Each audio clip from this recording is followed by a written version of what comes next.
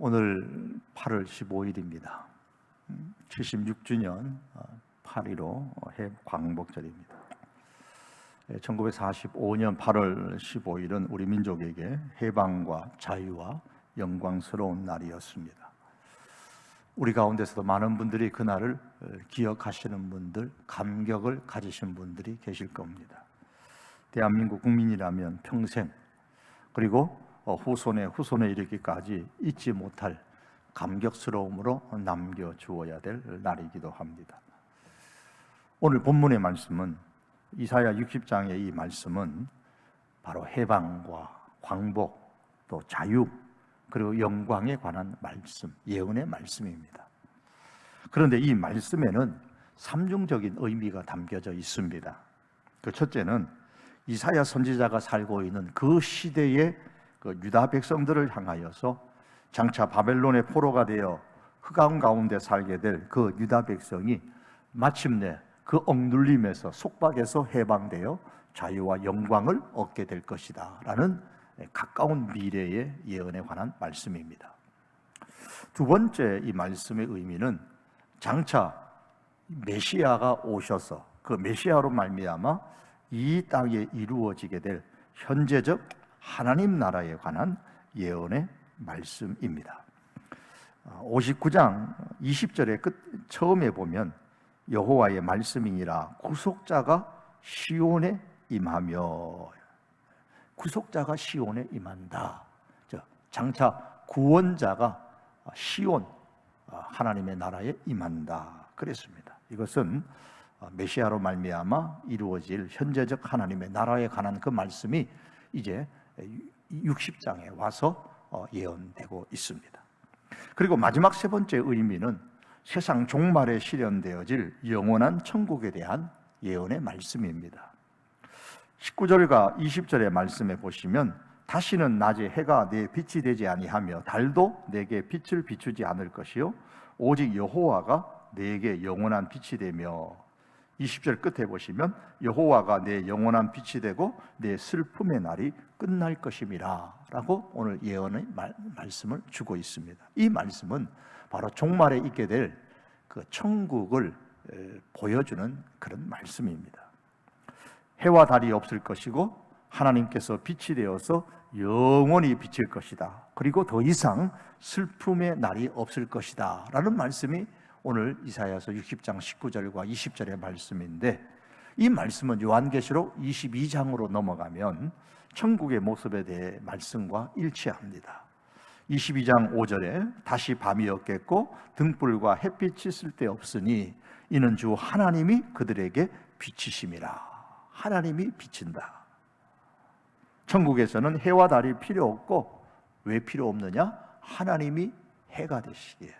그래서 빛을 비추어 온 천국이 하나님이 비치는 빛으로 빛나게 될 것이라고 했습니다. 더 나아가 요한계시록 21장 4절에 보면 모든 눈물을 그 눈에서 닦아주시며 애통하는 것이나 곡하는 것이 다시는 있지 않겠다 그랬습니다. 하나님이 빛이 되시고 슬픔의 날이 끝나는 나라, 바로 종말론적 하나님의 나라 천국입니다. 성경은 이렇게 삼중적인 의미로 설명을 하고 난 이후에 이것을 좀 더 구체화시켜서 설명을 합니다. 심층적으로 점점 더 구체화시키는데, 그 구체화시키는 과정에서 이미지로 사용하는 단어들이 본문에 나타납니다. 3절과 4절에 보면 나라들은 내 빛으로, 왕들은 비치는 내 광명으로 나오리라. 내 눈을 들어 사면을 보라. 무리가 다 모여 내게로 오느니라. 내 아들들은 원방에서 오겠고 내 딸들은 안기워 올 것이라. 세상 나라의 왕들과 세상의 백성들, 그리고 하나님의 백성인 아들, 딸들이 다 모여든다 그랬습니다. 그리고 이 말씀을 좀 더 구체적으로, 심층적으로 6절과 9절에서 다시 설명을 합니다. 6절에 보시면 미디안과 에바 사람들이 낙타를 가져오고 스바 사람들은 금과 유황을 가지고 와서 하나님을 찬송한다고 했습니다. 7절에서는 게달은 양을, 느바롯은 순양을 가져와 하나님을 영화롭게 하고, 9절에 보면 섬들이 하나님을 앙망하고 다시스 사람들이 은금을 가지고 와서 하나님께 드리고 하나님을 영화롭게 한다고 했습니다. 여기서 사용되고 있는 단어들, 미디안이라는 또 에바, 스바, 게달, 느바옅, 모두 아라비아 반도의 그 사막 지역의 근처에 살아가는 백성들이, 민족들인데, 이들은 모두 과거에 하나님에 대해서 전혀 관심이 없었던 사람들입니다. 그런데 이런 사람들이 하나님께로 와서 이제 자신의 재물과 삶을 하나님의 영광을 위하여 사용하겠다, 그렇게 고백하고 있습니다. 여기서 이 사용되는 미디안, 에바, 스바, 게달, 느바옅이라는 이런 민족들의 이 단어는 하나의 이미지예요.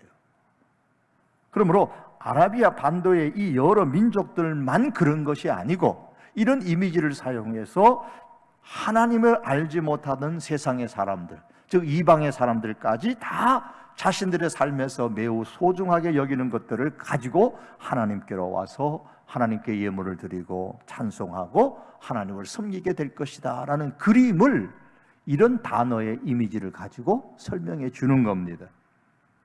이렇게 하나님을 섬기기 위해서 나오는 사람들의 그 모습을 마치 하늘에 떠다니는 구름 가깝고 보금자리를 찾아서 때를 지어 날아가는 비둘기와 같다라고 8절이 말씀을 하고 있습니다.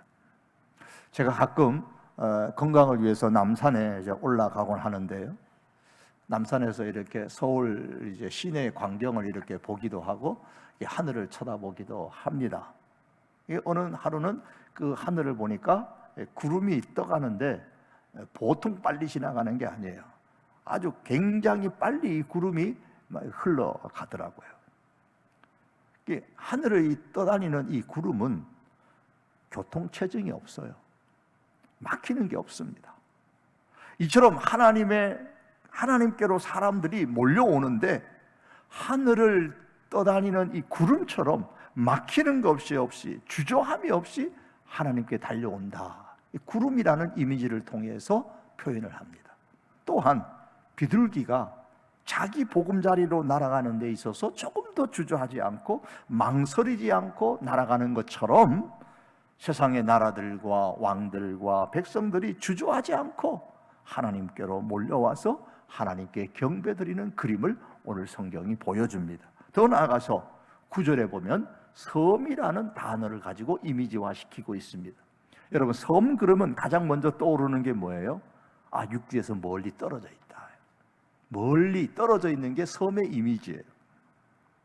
그래서 이 섬이라고 표현한 이유는 하나님으로부터 멀리 떨어져 있는 그 사람들, 즉 이방인들이 앞서 말했던 게달이라든지 느바옅이라든지 그런 그 이방의 민족들이 하나님께로, 멀리 떨어져 있는 그들이 하나님께로 몰려와서 하나님을 사모하고 하나님을 섬긴다, 앙망한다 그랬습니다.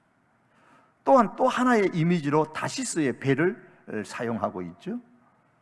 9절에 보면 다시스의 이 배는 부를 상징합니다.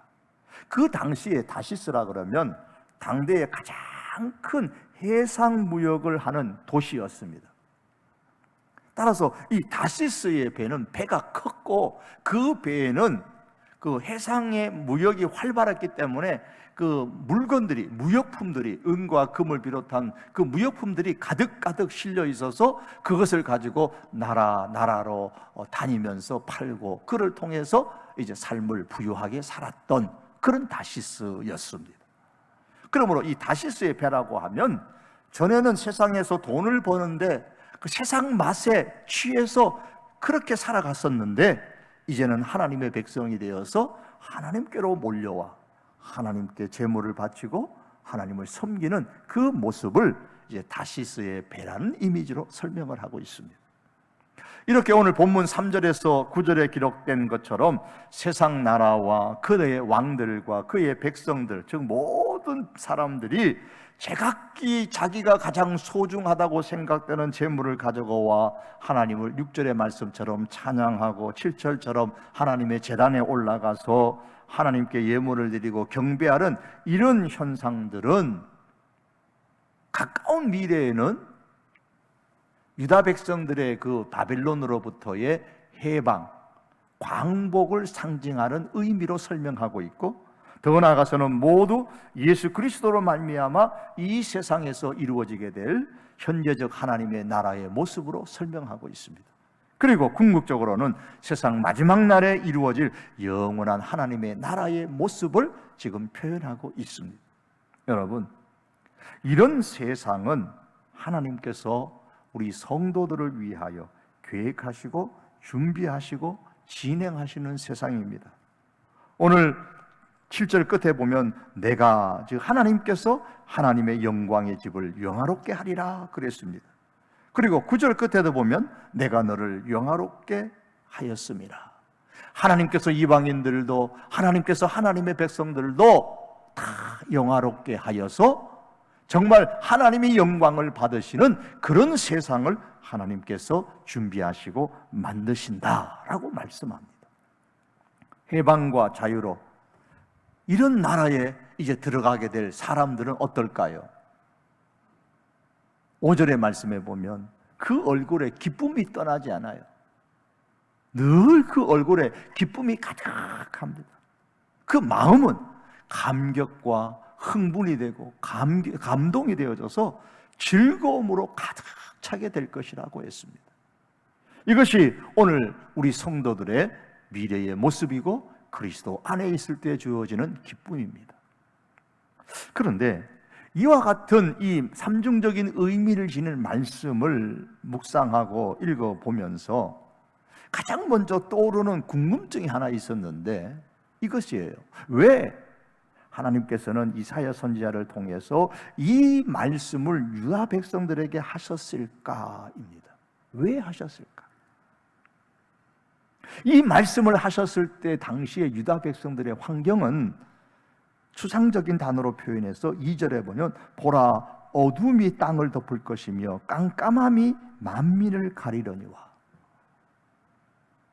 이 말씀을 하실 때에 그 유다 백성들의 삶의 환경은 깜깜해요. 어둠이에요. 어둠이 깔린 세상이에요.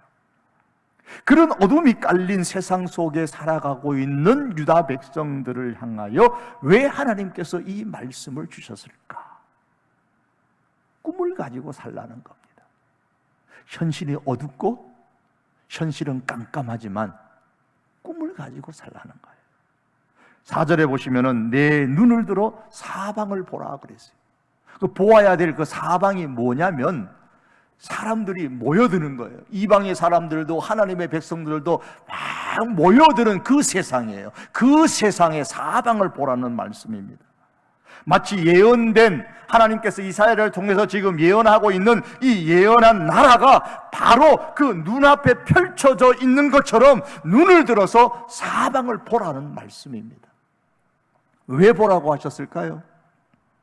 이런 나라가 확실히 이루어질 것이라는 확신을 주고 있는 거예요. 워낙 살아가는 현실이 어둡고 깜깜하니, 그러나 이런 어둠과 깜깜함이 계속되는 것이 아니고 가까운 미래에, 앞으로 먼 미래에, 그리고 하나님의 백성의 마지막 종착지에는 이런 나라가 될 것이다 라는 확신을 지금 주고 있는 거예요. 동시에 이런 나라를 내가 이룰 것이니 너희는 꿈을 품고 용기를 가지고 하나님께서 예언하고 있는 이 나라를 주목하면서 살라는 뜻으로 지금 이 말씀을 주고 계시는 겁니다. 그런데 이 예언된 말씀이 시간이 흘러서 실제로 바벨론으로부터 이스라엘 유다 백성들이 해방과 자유가 그들에게 주어졌을 때에 예루살렘으로 돌아오지 않고 바벨론으로 그대로 주저앉아서 살았던 유다 백성들이 많았습니다. 많은 사람들이 예루살렘이 아니라 바벨론을 선택하고 거기에 주저앉아 살았습니다. 다시 일어나지 않았습니다. 하나님은 그때 되면 너희가 일어나서 가라고 하셨는데 가지 않았어요. 그 결과 하나님의 예언의 말씀은 이루어졌지만 그것을 누리지 못한 사람들이 매우 많았습니다.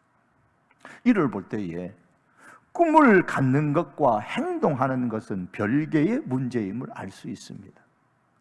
누구나 꿈을 가질 수는 있으나 누구나 행동하지는 않습니다. 우리 모두가 꿈을 가질 수는 있지만은 우리 모두가 그 꿈대로 그 꿈의 실현을 위하여 행동하지는 않습니다. 수능 7등급이면 별로 공부를 잘하는 건 아니죠. 수능 7등급이었고 오토바이를 타면서 배달하는 배달맨이었는데 노력을 해서 넥슨이라는 그 괜찮은 그 회사에 입사를 했어요. 그 회사를 입사를 하고 그 다음에 거기서 퇴사를 하고 삼성전자에 다시 입사를 했습니다. 그리고 다시 그 삼성전자에서 퇴사를 하고서 미국 조종사가 되어 비행기 조종사가 되어져서 미국 연방 항공청 사업용 조종사가 된 사람이 있습니다. 오 모시라는 분인데요. 이분이 쓴 글에 보니까 한 번은 그가 젊을 때에 자전거 여행을 하는데 그 자전거 여행을 하면서 만난 그 어르신들이 자기에게 하시는 그 말씀을 들으니까 이런 말이에요. 나도 너처럼 자전거 여행을 해보고 싶었는데, 나도 너처럼 그런 자전거 여행을 해보고 싶었는데, 그때 그가 깨달았습니다. 아하, 꿈은 누구나 꾸지만 누구나 행동하는 것은 아니구나. 자전거 여행을 너처럼 해보고 싶었는데 나는 못했다는 거예요.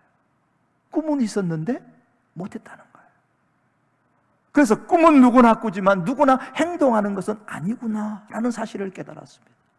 대단한 사람이란 꿈을 꾸는 사람이 아니고 꿈을 이루기 위해서 행동하는 사람, 그 사람이 대단한 사람이다라는 사실을 깨닫고 도전하고 또 도전하고 자기의 꿈을 향해서 그렇게 걸어갔던 겁니다. 꿈을 꾸었으면 그 꿈이 현실이 될 때까지 용기를 가지고 행동해야 합니다. 하나님께서 꿈을 가지라고 말씀하신 이유는 어둠, 그 깜깜한 현실 가운데 좌절하지 말고 꿈을 품고 하나님이 말씀하시는 그 예언의 실현의 날이 올 때까지 다시 일어나는 신앙의 용기를 가지고 행동하라라는 말씀입니다. 어떻게 행동해야 할까요? 하나님은 이렇게 행동하라고 하셨습니다. 1절에 보시면 일어나라, 빛을 발하라.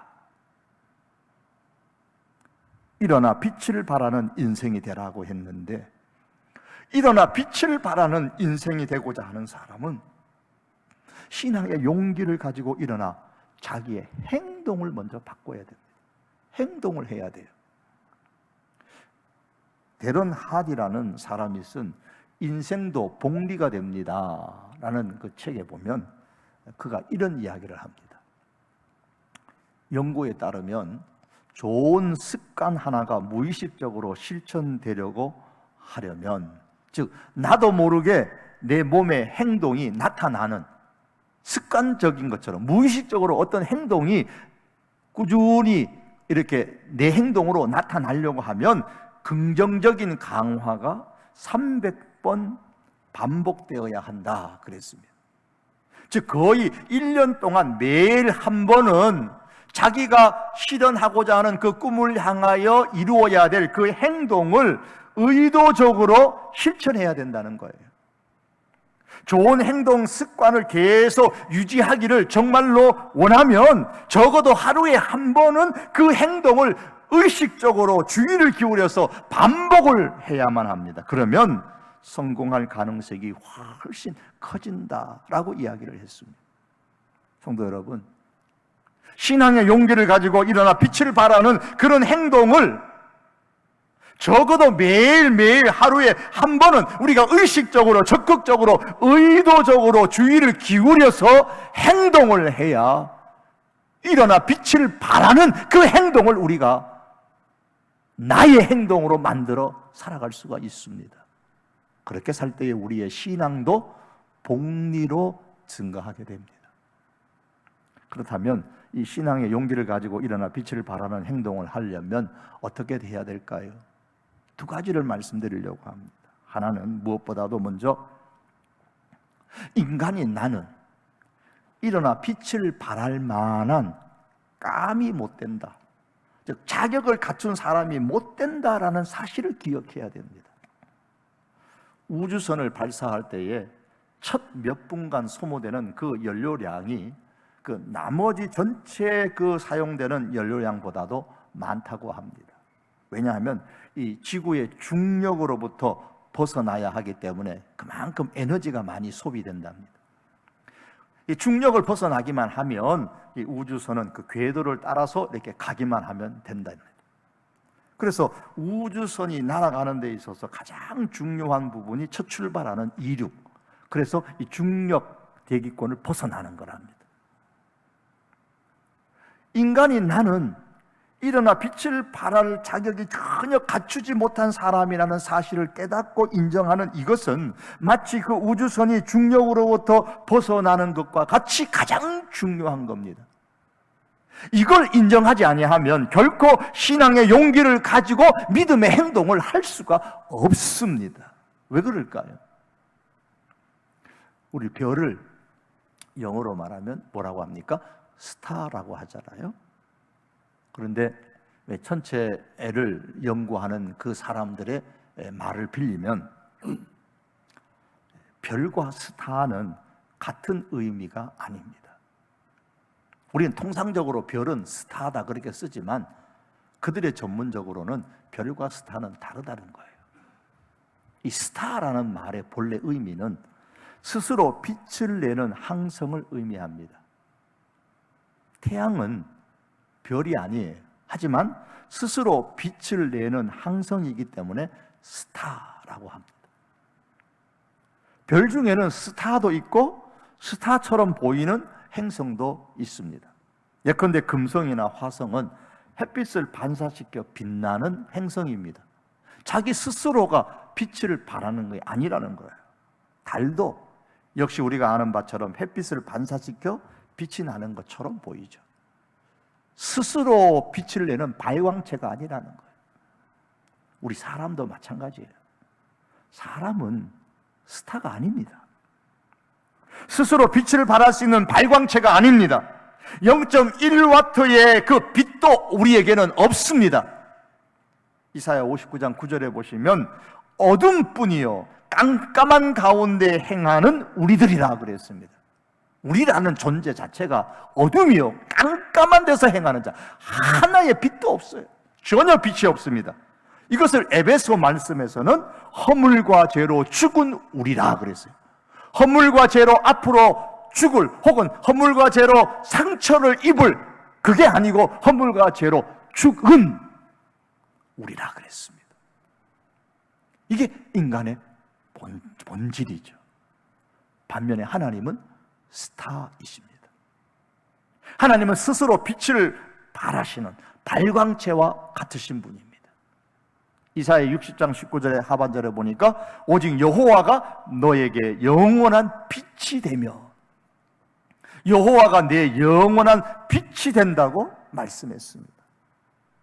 0.1W의 빛도 없는 내게 빛이신 하나님께서 영원한 빛을 비추어 빛이 되게 하십니다.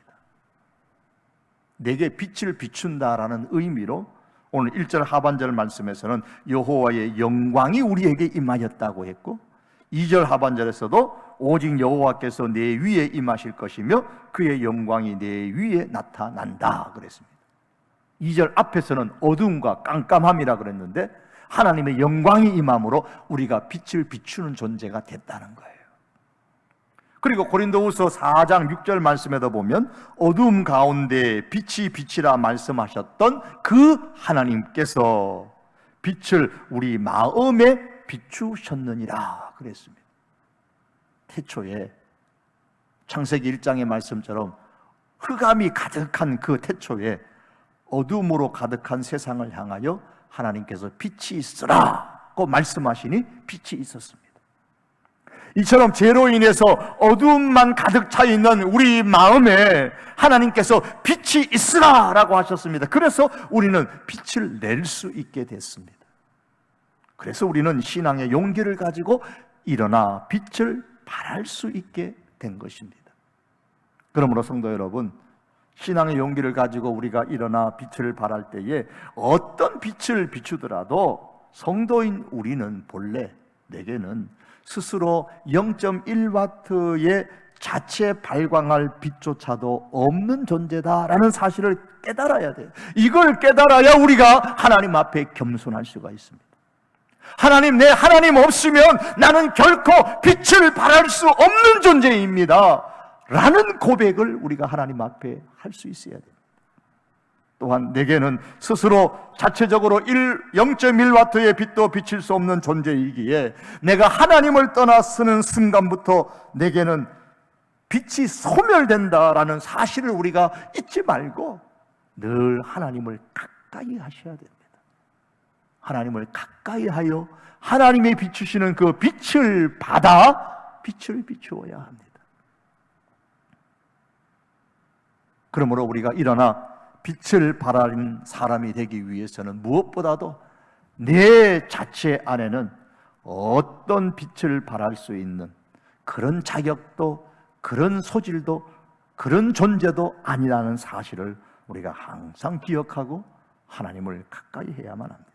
두 번째로, 일어나 빛을 발하기 위해서는 뺄셈보다는 덧셈 신앙 행동을 하는데 힘을 기울여야 됩니다. 살을 빼려면 어떻게 해야 됩니까? 물으면 초콜릿 먹지 마라, 뭐 햄버거 먹지 마라, 뭐 먹지 마라 그러면서 자기 몸에서, 자기 삶에서 먼저 빼야 할 것이 무엇인가를 이렇게 많이 얘기하시는 분들이 계세요. 그죠? 근데 또 어떤 분에게 살을 빼려면 어떻게 해야 되냐 그러면, 그러려면 샐러드만 먹어라, 삶은 채소 먹어라, 이렇게 운동을 해라. 무엇을 지금까지 하지 않았는데 더 해야 될 행동들에 대해서 말씀하시는 분이 계세요. 그래서 글을 보니까 이렇게 썼더라고요. 무엇을 먹지 말 것인가 보다 무엇을 먹을 것인가에 신경을 쓰고 행동하다 보면 먹지 말아야 할 것에는 신경이 덜 쓰이고 먹어야 할 것을 먹다 보면 배가 불러 먹지 말아야 할 것에는 손이 멀어지게 된다. 그렇게 쓰인 글을 봤어요. 다시 말해서 그러면서 중요한 걸 얘기하는 거예요. 뺄셈 인생이 되지 말고 덧셈 인생이 되라 그랬어요. 우리 신앙의 생활에서도 그러합니다. 신앙 행동에 있어서도 내게 뺄 것이 뭔가 그보다도 내 신앙의 행동에서 지금까지 하지 않았는데 더 해야 될 행동이 무엇인가 그것을 먼저 생각해야 됩니다. 뭘 뺄 것인가만 자꾸 생각하면 신앙생활이 너무너무 어렵게 느껴져요. 반대로 내 인생 가운데 더 해야 될 신앙 행동에 관심을 가지고 매일 신앙으로 옮기게 되면 우리의 신앙이 복리로 증가하게 되는 거예요. 자, 그렇다면 일어나 빛을 발하기 위해서 더 해야 될 행동이 뭘까요? 예수님은 성도인 우리를 세상의 빛이라고 말씀하면서 너희 빛이 사람 앞에 비치게 하여 그들로 너희 착한 행실을 보고 하늘에 계신 너희 아버지께 영광을 돌리게 하라 그랬습니다. 세상의 빛으로서 어떤 행동을 빼라고 말씀하지 아니하시고 착한 행실을 보고 그랬으니까 착한 행실을 더 해라 그 말씀입니다. 그러므로 일어나 빛을 발하기 위해서는 덧셈 신앙 행동을 하는데 힘을 기울여야 되는데 그 행동이 뭐냐? 착한 행실이라 그랬습니다. 그러면 예수님이 말씀하시는 착한 행실이 그냥 단순히 우리가 말하는 도덕책에서 배우는 그런 도덕적으로 올바른 행동을 하라는 것이냐? 예, 그것도 포함되겠지만 더 나아가 하나님을 기쁘시게 하는 행동을 더 하라는 말씀입니다. 1절 본문에 와서 일어나 빛을 발하라고 했을 때에 우리가 비추어야 될, 발해야 할 빛은 하나님의 빛이에요. 즉 하나님께서 기뻐하시는 행동, 하나님의 사람다운 삶과 행동을 하면서 살아가는 것, 그것이 곧 하나님을 비추는 성도의 삶입니다. 코로나 바이러스에 감염된 사람이 2,000명이 넘었다라는 소식에 많이들 놀랐습니다. 지금까지 1, 2년 동안 있으면서 그렇게 많은 숫자가 없었는데 그 보도를 보면 두려움은 더 해가죠. 감염자 수가 2,000명을 오르내리고 현재도 있는데 그나마 이것도 4차 유행의 시작일 뿐이고 이 이상의 감염자가 나올 것이다 라는 그런 암울한 보도를 하시는 분들도, 전문가들도 있습니다. 그런데요, 이렇게 감염된 사람이 2,000명을 오르내리는데도 여전히 사람들은 백화점 가고요, 마트에 가서 살 거 다 사고요, 또 극장에도 가고요, 강과 바다로 가족들과 함께 가서 좋은 시간을 갖습니다. 나쁘다는 얘기가 아닙니다. 그들 나름대로의 행복을 추구하기 위해서, 그들 나름대로의 피로를 얻기 위해서 그들은 그렇게 행동을 합니다. 그들의 행동이 대단하지 않나요? 그럼 하나님의 사람들은 어떻게 해야 됩니까? 코로나, 지금 바이러스에 감염된 사람이 2,000명을 오르내리는 이 상황에서 그들은 그렇게 행동하는데, 그럼 우리는 어떻게 행동해야 됩니까? 이미 99명은 모일 수 있도록 예배실마다 허락이 되어져 있습니다. 이것이 허락되지 않았다면 그 또한 다른 측면 속에서 하나님의 영광을 가릴 수 있기 때문에 우리가 모이지 않았지만, 이제는 허락된 범위 속에서 함께 모여 하나님을 예배하는 것이 하나님의 사람다운 모습이 아닐까요? 오늘 일어나 빛을 발하라고 하셨는데, 이 코로나 바이러스 이 상황 속에 살아가고 있는 이 현실 앞에서 일어나 빛을 발할 수 있는, 구체적으로 적용할 수 있는 내용이 무엇일까요? 오늘 이 시대 우리들에게 있어서 말입니다. 하나님의 사람다운 모습에 빛을 발하는 행동이 무엇이겠느냐는 거예요. 바이러스 감염이 2,000명을 오르내리니 두렵고 겁나니까 우리가 모이지 말자는 아닌 줄 압니다. 예, 감염의 위험성이 있습니다. 실제로 어느 교회는 몇 명의 감염자가 되었다라는 그런 보도들도 연이어 계속 나오고 있습니다. 하나님께서는 어둠과 깜깜한 시대 가운데서도 그 어둠과 깜깜한 현실을 보지 말고 내가 너희에게 제시한 그 회복과 해방과 자유의 날에 대한 꿈을 가지고 신앙의 용기를 가지고 일어나 하나님의 사람다운 신앙의 행동을 하라. 이것이 일어나 빛을 발하라 말씀하신 내용인데, 그렇다면 우리는 이 말씀을 오늘 코로나 바이러스 시대를 살고 있는 우리들에게도 동일하게 주시는 말씀으로 받아야 합니다. 비록 감염된 사람들이 많을지라도, 또한 감염된 사람이 우리 가운데 생길 가능성이 혹 있을지라도, 이 코로나 바이러스와 같은 깜깜함과 어두움 속에서 우리가 있을지라도 우리는 이러한 깜깜함과 어두움을 보는 것이 아니라 하나님께서 예비하신 영원한 나라에 대한 비전을 마음에 품고 꿈을 마음에 가지고 그런 신앙을 가지고 신앙의 용기를 내어서 일어나 하나님의 사람다운 신앙의 행동을 더하며 살아갈 수 있기를 바랍니다. 이것이 일어나 빛을 발하라 라는 말씀에 오늘 이 시대에 우리들에게 적용할 수 있는 말씀입니다. 말씀을 맺겠습니다. 사랑하는 성도 여러분, 하나님께서 오늘 본문 가운데서 이사야 선지자를 통해서 선포하신 예수 그리스도로 말미암아 이 땅에 이루어질 하나님의 나라에 대한 그 꿈을 가지고 그 하나님의 꿈을 우리의 꿈으로 삼고 살아갈 수 있기를 바랍니다. 장차 우리가 가게 될 영원한 천국, 얼굴에는 기쁨 빛이 비치고 넘치고 마음은 감동과 감격과 흥분이 되어져서 즐거움이 가득 차게 되는 그런 영원한 천국에 대한 꿈을 날마다 시대가 어두울수록 깜깜할수록 더 꾸며 더 기대하며 살아갈 수 있기를 바랍니다. 그러나 여러분, 꿈은 이렇게 누구나 꿀 수 있지만 누구나 행동하는 것은 아닙니다. 하나님은 꿈만 꾸라고 오늘 본문에서 말씀하지 아니하시고 일어나 빛을 발하는 행동을 하라고 하셨습니다.